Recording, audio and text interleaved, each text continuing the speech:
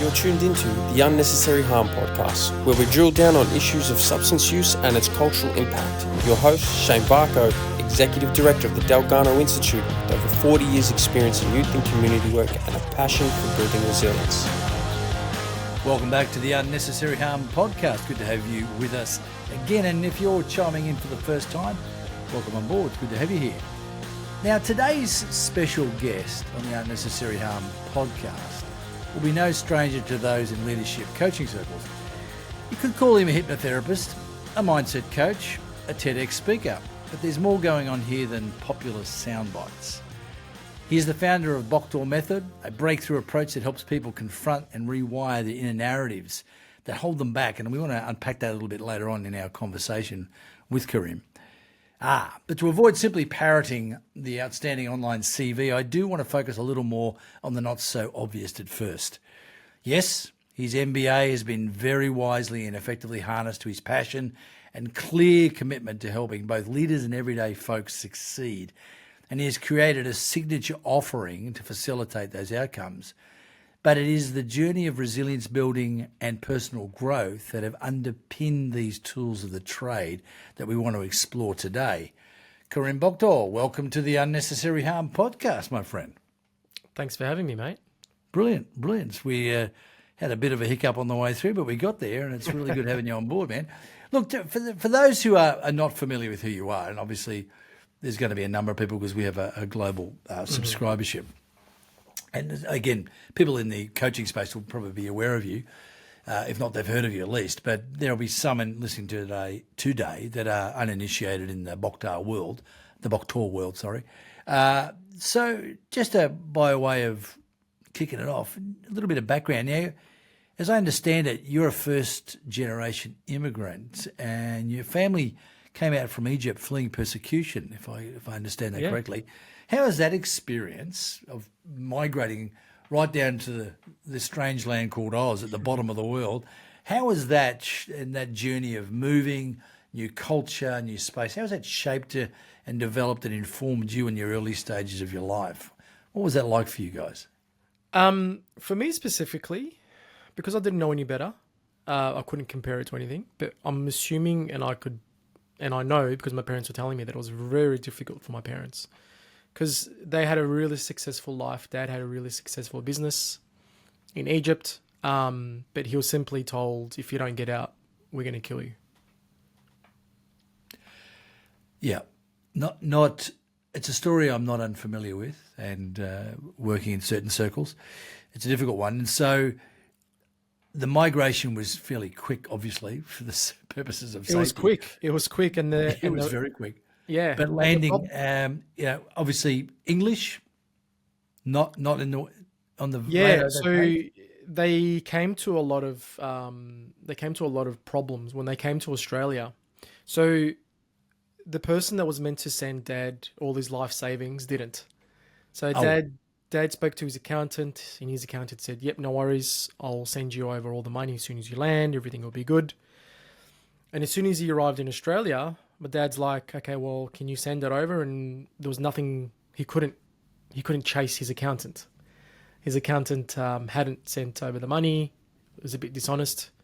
So Dad and Mum and Dad found themselves in a new country that they didn't know any language of, with no money, with 3 of their children. And that is an incredibly difficult scenario. My mum's an immigrant, and obviously I'm a little bit older than you, so.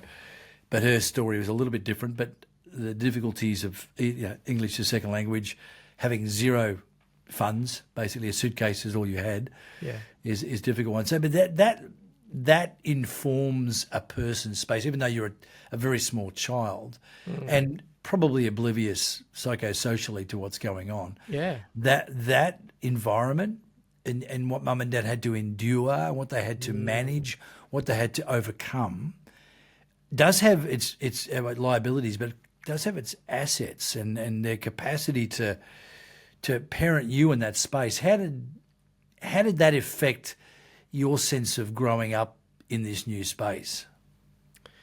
I didn't know it, but I grew up with a lot of scarcity mindset, right? Because we didn't have There it I is. could see, that we didn't have enough for food. We didn't have enough for like school uniforms. We didn't have enough for books. Even though my parents were beautiful and they tried sheltering me from all these things, Of course. I could feel it, Yeah. right? And this became my mindset that I grew up with, Yep. that everything was just so scarce and I had to hoard. I had to, me not knowing where the next thing was coming from. So I was constantly in this fight or flight mindset, and I didn't even know. Yeah, you can articulate that now, but when you're a child, Yes. that reality is informing you, and it creates patterns, as you no doubt discovered. But again, I love the fact that your mum and dad are doing the very, very best. A lot of people say, "Oh, my mum and dad did their best," when they didn't. But your parents clearly worked tirelessly and relentlessly to invest in you, your safety, your well-being of you and your siblings in a very difficult environment. And that has got its one of the outcomes of that, as you've just shared, is a management system that is incredibly tight. And for all the good reasons, my parents were, my mum was similar. And there was that sense of, we call it scarcity. They call it being incredibly frugal and so they can survive. Yeah. But that narrative does so into our lives. It does so into our Yeah. lives. Look, no, thanks for that. And I think that's the reason I asked that, Karim, is that a lot of people listening to this may have had this experience, or may have family members who have had this experience, or they were completely clueless about these dynamics. And I think it's important for people to understand, not just that people get up and life coaches and they bang on about whatever and give you good ideas, that there's a journey here that is shaped and informed and developed understandings that are lived and living experience. And I think that's a very important thing. And certainly in the substance use space, this is part of what we talk about. But we'll move on from that. So kicking goals in the corporate sector, making a difference. I love it. Helping people get past stuck. It's a worthy mission. It is a worthy mission, and we value that. And in our own way here at Delgado, we do a little bit of that, but certainly not to the level and echelon that you're working in. But again, you know a little bit about what it's like to be stuck. You're a previous stutterer, which is interesting, but also captive to some apparent failure narratives in your early journey. So last year you did a TED Talk, and it took off, which was fantastic, TED Talk X. Tell us about that journey of getting unstuck from not just the stutter, but some of those early seasons of failure. What did some of those failures narratives look like, business-wise, career-wise, vocationally? What were some of the things that fell over for you, and how did that kind of impact the way you ticked and operated? So now that I can look back with a clearer lens, I could see the mess that I had, right? So even working with surgeons, I was in surgery while they were operating.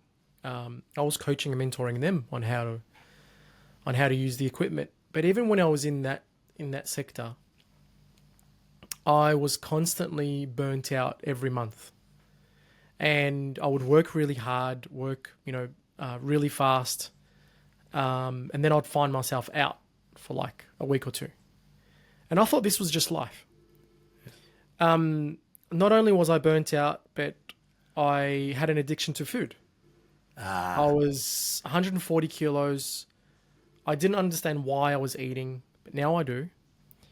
And I had weight loss surgery twice to try and get thinner. And even after my second weight loss surgery, I was still putting on the weight. Like it was like it's a tool. It wasn't really addressing the root cause of why I was eating in the first place, why I was addicted to food. And then I went into business thinking that that's going to solve my problems. I wanted more money, more time with my family, and it gave me less time and less money. Yeah, wow. And I couldn't lead my team. I was constantly the boss that was wanting to people please. I couldn't delegate properly. I couldn't lead my team. And the business started to go downhill very fast. I was doing all the right things. I had just finished my MBA. I had businesses in the past. The problem was that my wife had just given birth to our newborn at the time. And that's not a problem. That's not the problem. That's not a problem. I don't understand No. that. A difficulty arose, yeah. The problem was that he had colic and we didn't even know Oh, that's awful. what Yeah, that's colic awful, was. Yeah. And for a long time, Shane, I had used sleep as a coping mechanism for my course. anxiety. I didn't even know that I even had anxiety. I just thought that I just loved sleep. Yeah. And because sleep had been taken away from me, I was even in a worse position in my business. And slowly but surely, my business was spiraling down further and further. And one day, my wife found me curled up into a ball, just really anxious, just having a panic attack. Yeah, wow. Because I was just afraid of not being able to pay the bills, pay rent. But I think also on a deeper level, Shane, it made me think I'm back to square one where my parents were when they first came from Egypt. There it is. There's the trigger. There's the narrative, the underlying narrative. Yeah, I hear it. I hear it. Yeah. And I'm like, my parents did everything for me not to be in this situation. Yeah. And here I am, repeating the same story. Interesting. Now, we'll keep on that a bit. The food addiction. And now I could see there's something that I bumped into a couple of decades ago when I worked in a particular space with a colleague. She was a very big lady, and very big lady. She was tall, but she was incredibly big. And at morning tea, she would eat an entire packet of Tim Tams in one sitting.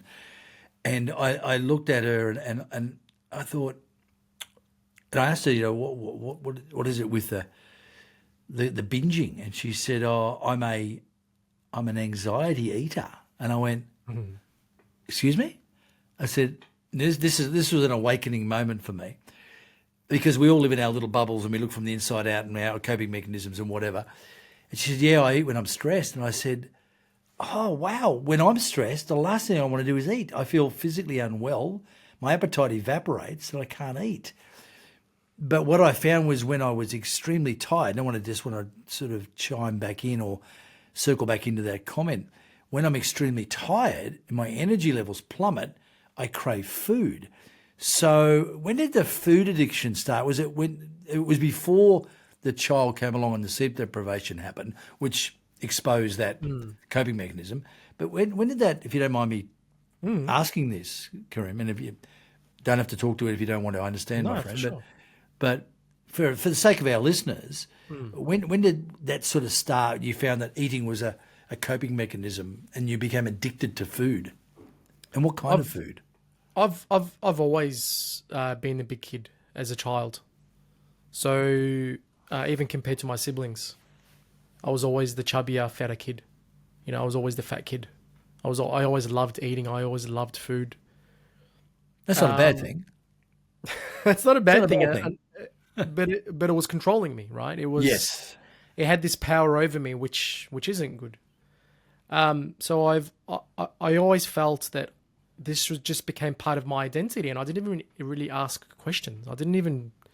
This just became me. Yeah. Ever since I could remember, and now I understand why, is because ever since I was little, I had that trauma, right? And it wasn't just the trauma of my parents coming over with nothing. I was the only, coloured skin in the classroom. Here we go. This is the Not next only level. was I coloured skin, but I was the stutterer. Yeah. And so teachers thought that I couldn't speak. So, but by the time that I got to prep, I was like an Aussie kid. I was a Vegemite kid, right? All I could speak was English. I couldn't speak any other language. But the teachers thought, he's just an immigrant. He can't speak English, so we're going to put him in ESL. Right. So it stands for English as a Second Language. Yep. Good. Thank you. And then by then, the kids thought that I was the dumb kid. And that's when everything started to go downhill. Because I started to believe it. Of course. I didn't have friends because of that. I was constantly begging for people to play with me. And then my self-confidence was low because of that. And then, so it was just a whole array of reasons why I would be eating. Yeah. So they all snowball into like all snowballs that go downhill. They gather momentum and they gather mass, Yes. and they create their own maelstrom. And that's, I understand that, and I can see that. And so you've mentioned already you had two surgical interventions to deal with the weight, and that didn't shift that. But was there a moment, obviously, well, for want of a better word, is it a moment that you can recall when you went, I'm addicted to food, but that's not the problem. What do I do? Can you remember or recall a moment, a season, a time when that landed on you in a way that made you go, this has got to shift? It was when I hit rock bottom. Right. And I'm like, something needs to change, because everything that I've been doing up until today is not working. And I remember just saying to myself, to God, to the universe, Yep. dear God, just give me a sign. And I remember at that time, I was feeling sorry for myself. I was sitting on the couch with my jocks, and I just said, just give me a sign. And I turned on the TV, and I remember watching a Tony Robbins show. And I'm like, there's something resonating with this guy. Anyway, so I looked up to see what Tony Robbins studied. And then I looked up, the best schools in Australia for NLP, which is what he studied, which is what he's famous for. He doesn't say it, but that's what he does. Yes, he is. And I remember my first week in this personal development course, where we were just uncovering and peeling back the layers of the onion about me. And one of the questions was, where is the link between your anxiety now and the anxiety of your childhood?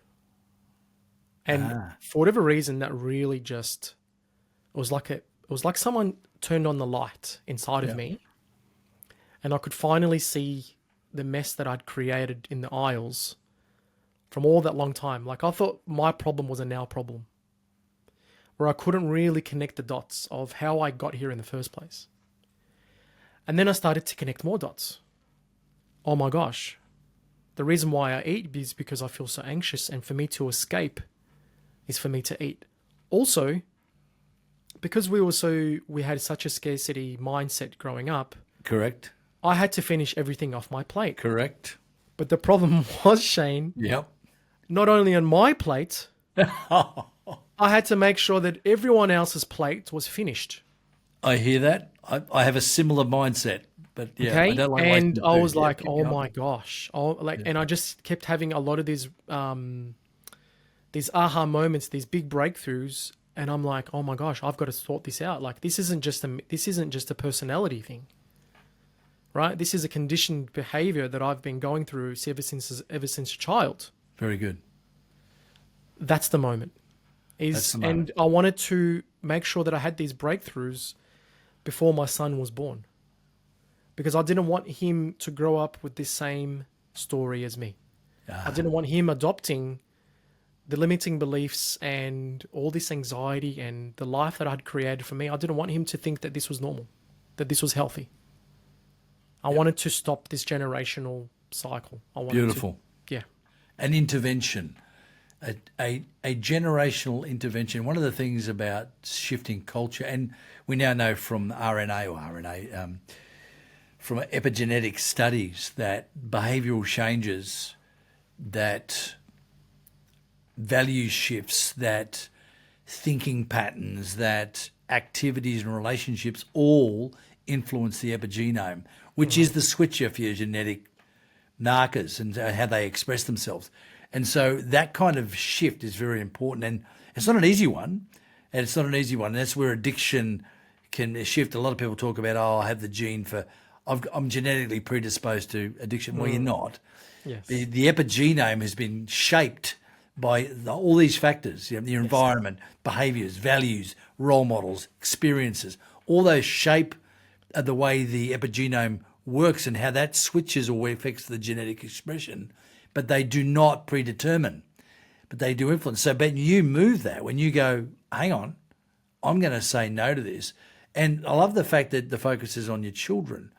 and you're not blaming your parents, which is an important factor as well, because when we start shifting blame, we acknowledge and recognize the scenario, we acknowledge the source, no argument there, and again, circumstances and factors that are beyond everyone's control, but we don't blame. And then but we are going to identify what has to shift and how to do that.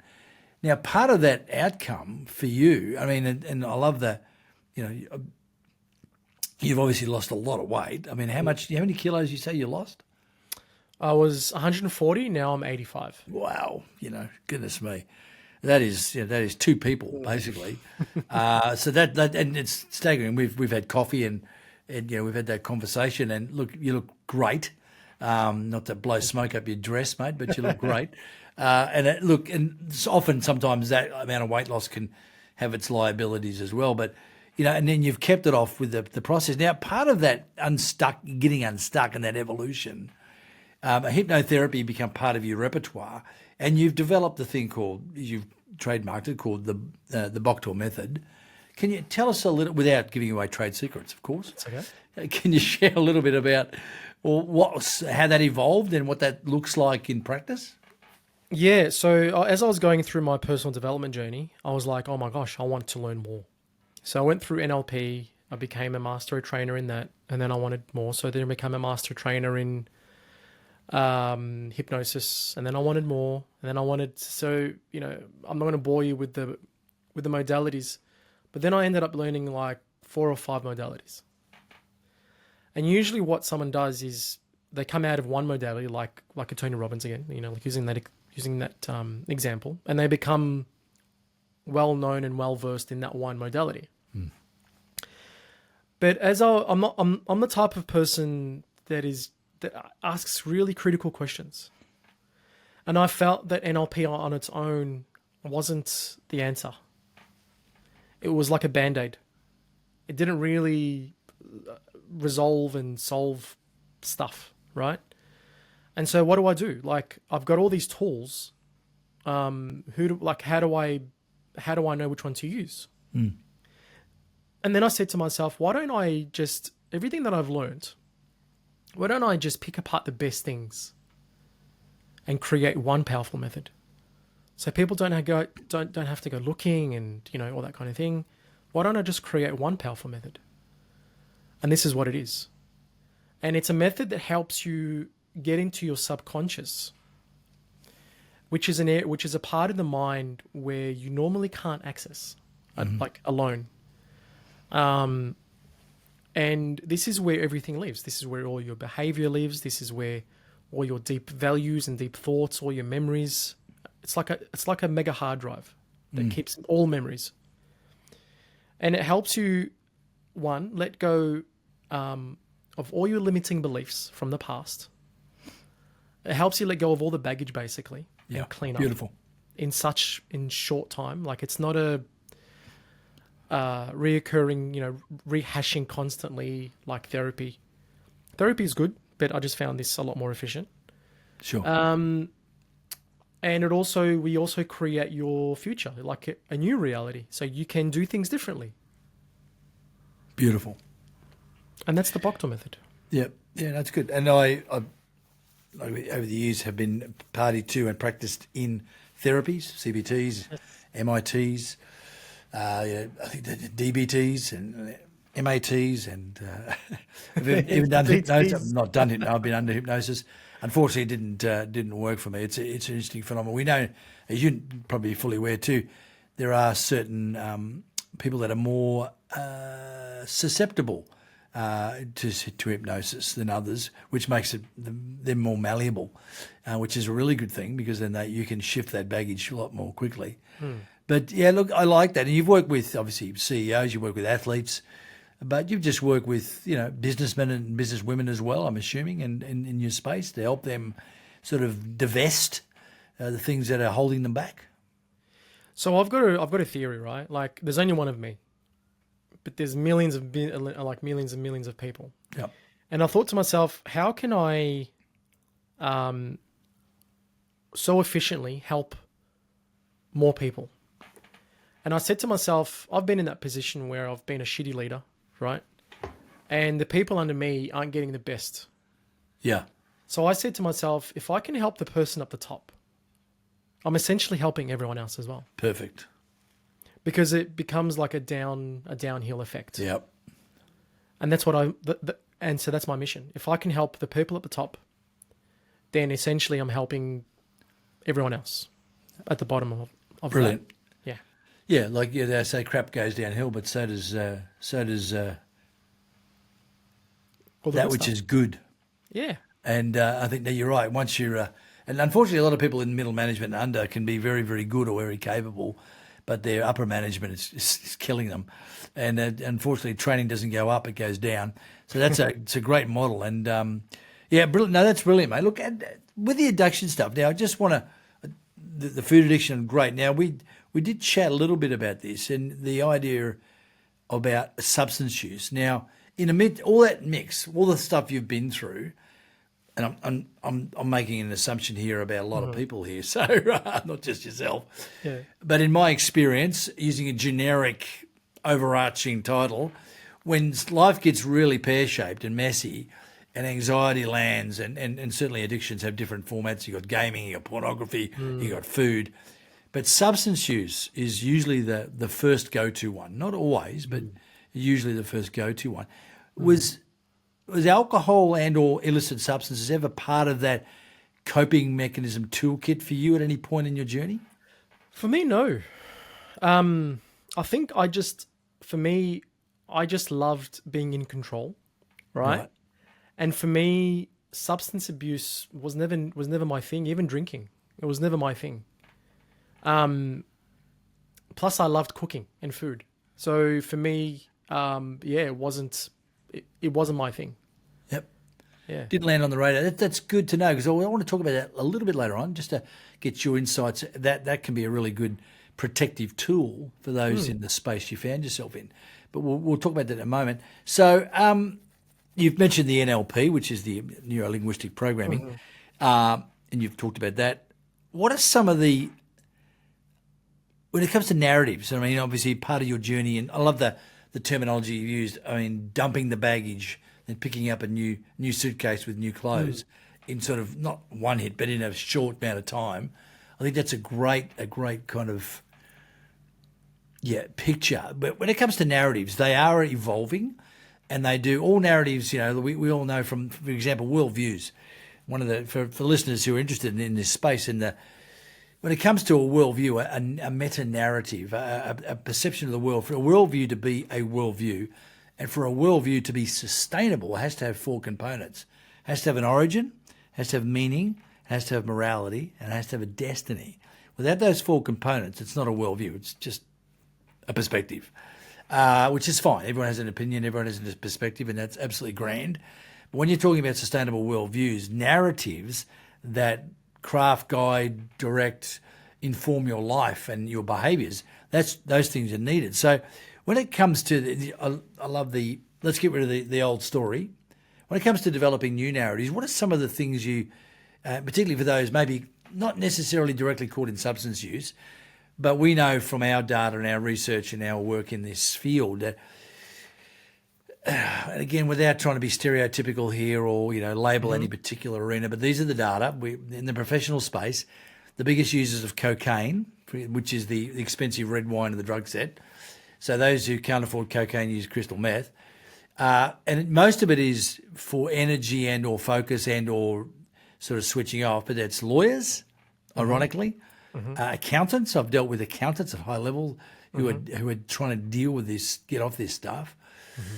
And of course, those substance use engagements are problematic.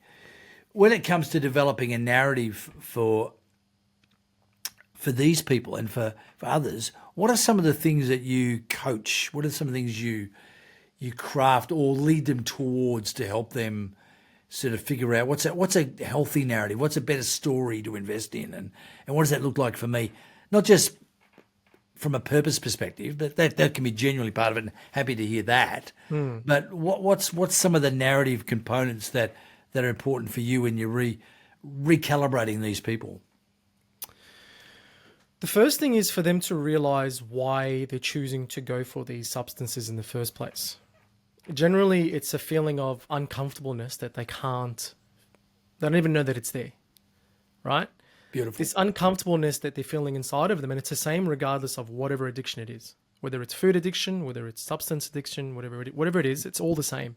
It's just a different tool. It's usually fear. Okay. Right? They can't sit with themselves because there is this feeling of anxiety, this, and sometimes it's other emotions like hurt or anger. Yeah. And they don't know how to process these. They don't know how to process these emotions because they've never been taught how to. You know, if you've been growing up around parents or a mother or father that doesn't really show their emotions, right? Then you're also growing up not understanding what your emotions are. And then we go through the process so then we remove those triggers of those emotions, but then allowing them to see like during the hypnosis is allowing them to see what a world looks like, having this freedom of not being controlled and not having this thing outside of you control you on the inside. And so we build these visual representations that also feels really real. So earlier you mentioned that, people, some people are more susceptible to hypnosis. That's simply not true. Okay. It's true that, like, as an example, Shane, do you remember watching a movie and you're really moved by that movie? Mm-hmm. In that moment, you were in a trance. Okay. So in that like if I turned off the TV, right, and I caught you crying. Happy to cry. I'm a crier. I'll be like, I put that on the table. I'm a crier. Absolutely.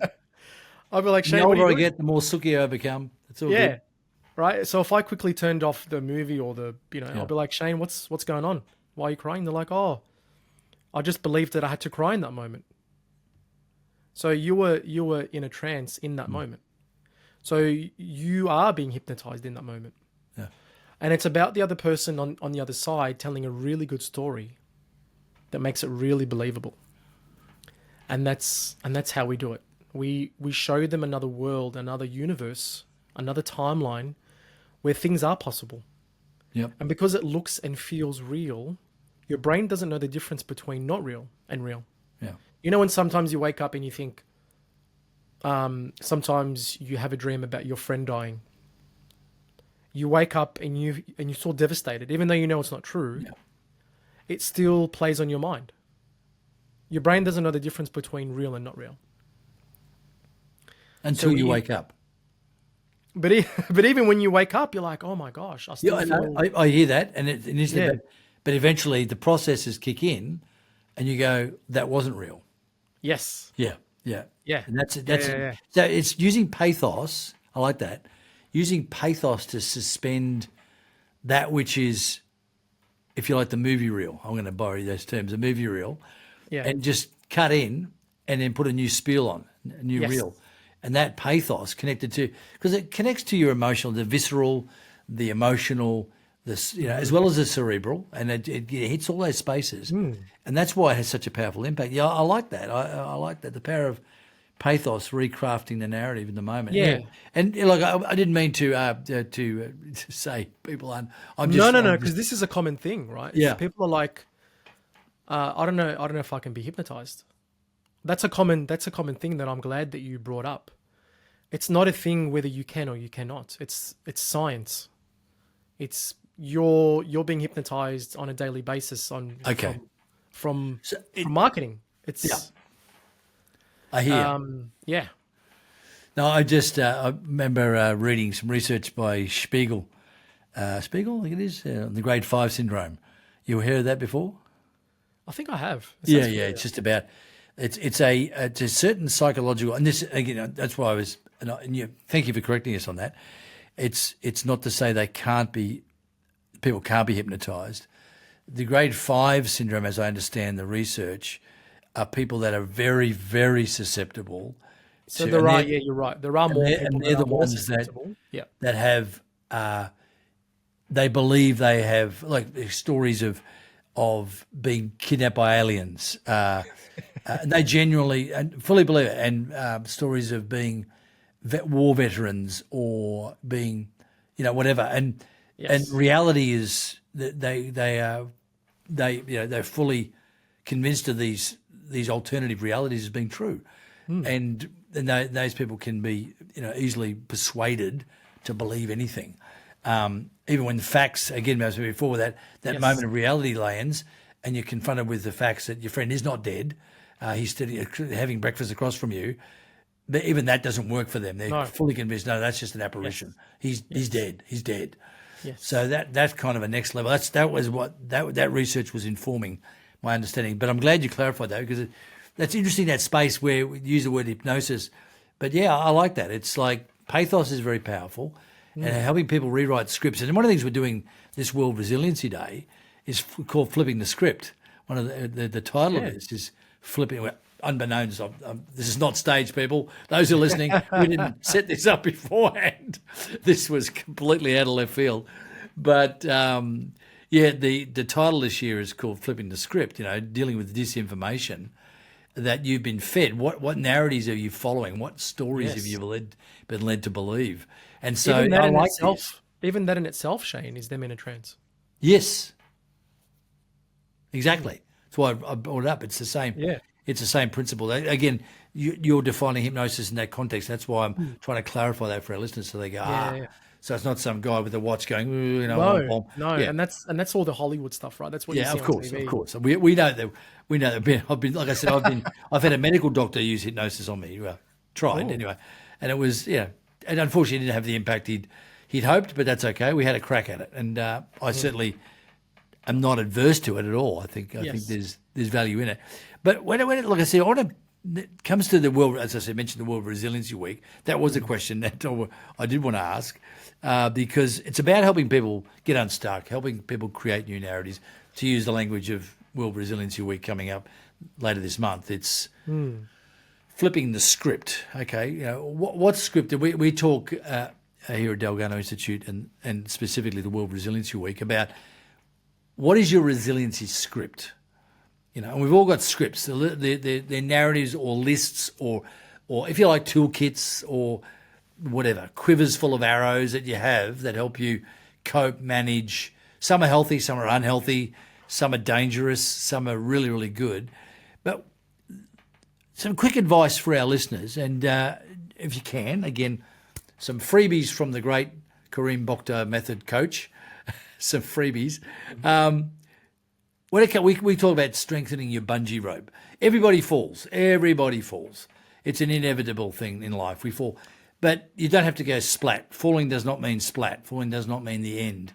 And bouncing back, bouncing up, and bouncing forward are very important. So the question I want to ask and try and give some a little bit of insights for our listeners is, what are some advice you can give now without going into, I don't want to go into a full-blown seminar because time won't permit, and I certainly don't want to take advantage of you that way. But what are some of the quick things that you can share with our listeners that help strengthen their bungee rope so they do bounce back and up and out? And what are some of the things that help you, and you mentioned a little bit before, so I'm happy for you to revisit those, stay away from the substance use rabbit hole that so traps so many people when they're in fear, when they're in trauma, when they're in bad patterns, when they're under stress, that they turn to alcohol, which is the most common, substance, but also more and more people are turning to other psychotropic toxins to their detriment. What's some of the advice you could throw out to avoid that scenario? A lot of these things that happen, like a lot of these decisions for you to go and drink and take substances happen at like a microsecond. And these happen automatically. But I would invite you to stop and to understand what is it that you're actually feeling on the inside. And whenever I talk about feeling and emotions, especially the blokes, right? They switch off.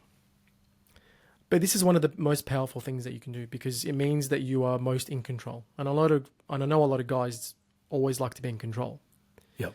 So if you next time you want to be in control and not letting something outside of you take control over you, but you've got that urge. Understand and feel what this emotion is that you need to feel. And feel through it. And you will find that when you feel through and you express these emotions, you become better and better at it. And it no longer has a hold of you.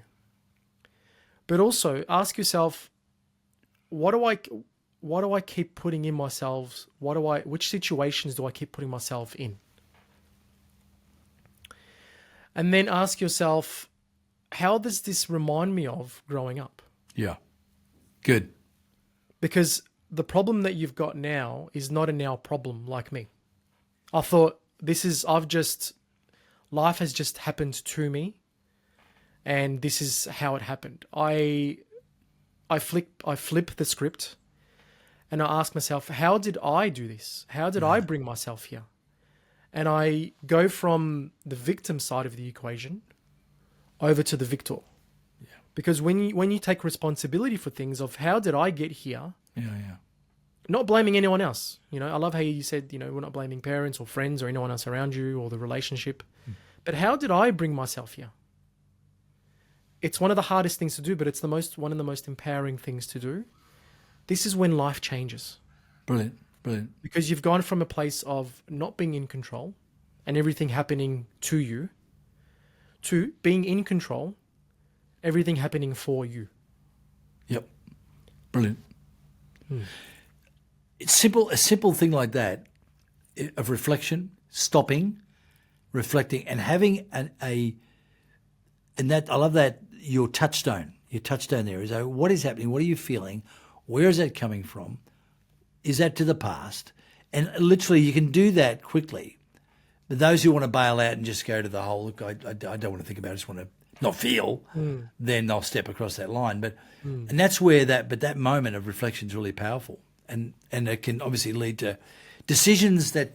And every decision when it comes to substance, like with you with food, every mouthful is a problem if you're addicted to food.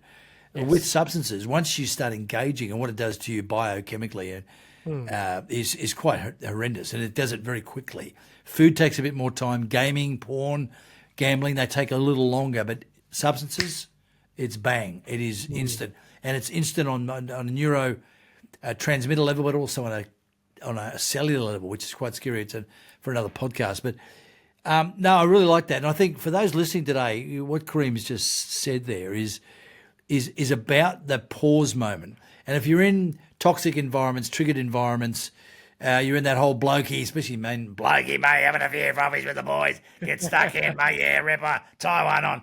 All that kind of bravado crap, We've all been there, guys, But when you actually pull it up and go, you know what? This narrative I don't want to develop. I want to develop a narrative that's me, and it's helpful and healthy and whole. And it's okay to have a drink, sure, if you want to, but these things are not my toolkit for resilience. They are not part of that. And I think that's a really important distinction. Karim, this is awesome, mate. I love the conversation. Before we chime out and finish up this session, there's a question I ask about 90% of my guests. We always ask this. Fence or ambulance? Fence at the top of the cliff or ambulance at the bottom of the cliff? Which is a better option? Fence. Why is that? Sure. I love prevention. Perfect. Yeah, prevention. And while you're up at the cliff, you can enjoy the scene. Perfect. And you can enjoy it fully and safely. I love that. That's a good answer. That's a new one for us. Well done. Karim Boktor, sorry, my friend. Thank you for joining us today. It's been really insightful, and our subscribers and listeners and visitors are going to get a lot out of this. Team, thanks for joining us again on the Unnecessary I'll get it out. The Unnecessary Harm podcast. And until next time, stay safe, be resilient, and make smart choices. Until then, bye. As we wrap up today's session, remember, each step towards understanding is a step away from unnecessary harm. We're here to empower, inspire, and pave the way for optimal well-being. Stay resilient, stay informed, and continue being the change your community needs. Thank you for joining us at the Unnecessary Harm podcast. Until next time, take care and keep pushing forward.